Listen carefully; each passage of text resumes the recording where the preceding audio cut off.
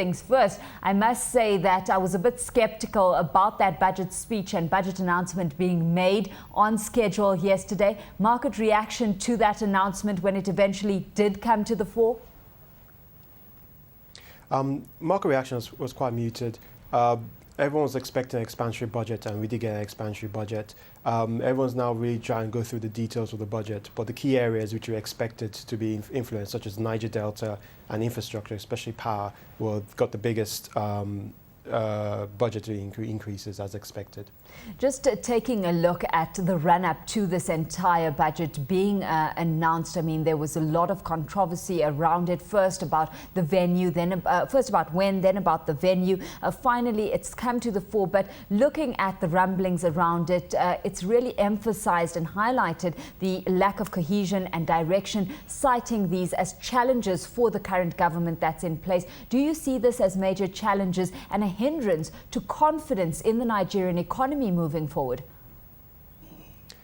I think the issues that came up over where the budget is going to be held and disagreements between the Senate and the House of Reps is really to be expected, because in 2010 we're expecting election season. The presidential elections are in 2011, and a lot of the state government elections are in 2011 as well. So we've seen a lot of jockeying of positions, especially within the ruling PDP. In preparation for that, and a lot of politicians are just really jockeying for position, and that was to be expected. I think they found a nice compromise to the issue, but I think the PDP especially has to really assert itself and try and bring all parties back together so that the focus can be on the Nigerian economy rather than politicking. Let's take a look at the equities segment within this context. I mean, are you positive about the outlook for this market moving forward? We've certainly had many market commentators saying that opportunities abound at this stage of the game after share prices have fallen from lofty levels. What's your view on the kind of shift we should start seeing in the equity space right now? The equity market, if you look at the fundamentals of the equity market, especially the valuations of a lot of the key firms in the market, they're very low, and they should be enticing to investors. But the key issue, and it's always been the issue, is on regulation. Investors, especially foreign and some key local investors, have also said there needs to be reform, especially in SEC and NSE, in the regulatory environment for the equity market, because there may be rumors and accusations of price manipulation, as long as other corporate governance issues, which haven't really been addressed. And the fact that the new SEC Director General has not been confirmed or announced, and the NSC hasn't really brought forward a concrete reform program, I think so investors are still holding back a bit and waiting for some clarity on those issues before deciding to jump back into the market. You've got to admit, though, that one thing that has got to be helping things along is that yields on fixed income instruments are significantly lower at this stage of the game compared to inflation rates. We've got current inflation sitting at 11.6%, while the average yield on a 10-year federal government bond is at about 7.1%. To what extent do you see the equity segment benefiting from this? It should benefit. The reason we have such low bond yields is really there's a flight to quality. As I said before, local and key international investors haven't really got confidence back into the equity market, so they're flooding into the government bond market, which the federal government doesn't really mind because they're borrowing money at a very cheap rate.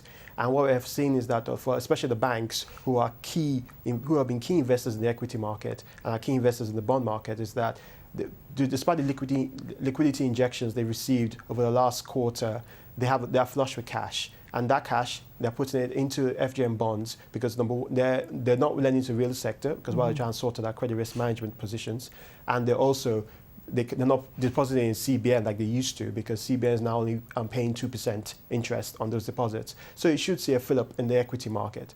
But as I said earlier, until investors can be confident over the corporate governance issues, over the equity market and the regulators, which, to be fair to them, NSC and SEC are trying to address. But until we have a definitive head of SEC appointed and approved by the Senate, and we have a clear understanding of the path they're going to take, I think we won't see the key investors rushing back into the market. Certainly, having said that, you've got to admit that analysts out there don't see inflation easing in the short term, given the government's deregulation plans within the oil space and this expansionary 2010 budget we've been speaking about. What's your view on where we're headed on the inflation front? There'll be serious inflationary pressures in 2010. For example, petroleum, as you mentioned, petroleum deregulation will have inflationary pressure, especially also the budget is very expansionary. So there will be inflationary pressure that way because there'll be a lot of cash in the system.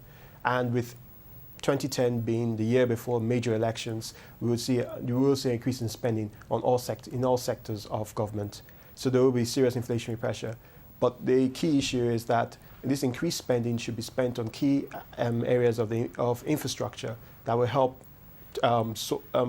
reduce the cost of doing business in Nigeria, such as power and key infrastructure such as railway and road network, which the budget seems to be targeting. If we can have a better use of power, if we can have a better power sector and better road and transport infrastructure, that should help reduce the cost of doing business in Nigeria and help reduce some of the inflationary pressure. But there should be increased inflation in 2010. We know that the budget has been predicated on a benchmark oil price set at $57 a barrel. What's your outlook in that sector, given that, but also considering all the news that we've heard in the oil space around investments, ownership, Niger Delta issues being resolved? Your overall view on the oil sector right now? The oil sector right now is really waiting for the petroleum reform bill to be passed. We received some indications from the National Assembly that they expect to pass it by Christmas. Bearing that in mind, the government is also doing negotiations with a lot of the joint venture partners because a lot of their original mining leases have expired either last year or expiring this month. There was an announcement late last week that Exxon has signed a new 20-year extension with the option to renew. The signature bonus they paid for that was not publicly declared. And we hear that Shell as well as Mobil are close to agreeing extensions to their mineral license as well, because the oil companies want to get those signed before the petroleum reform bill comes into effect. I think overall in the oil sector, especially with the planned deregulation in the downstream sector, we should see definitely it is looking up for the oil sector in that sense. Production has increased, is slightly below 2 million barrels per day. But if you add the condensate from fields like Abami, it's well over $2 million. And with the ceasefire in the Niger Delta and the amnesty, we expect that to continue.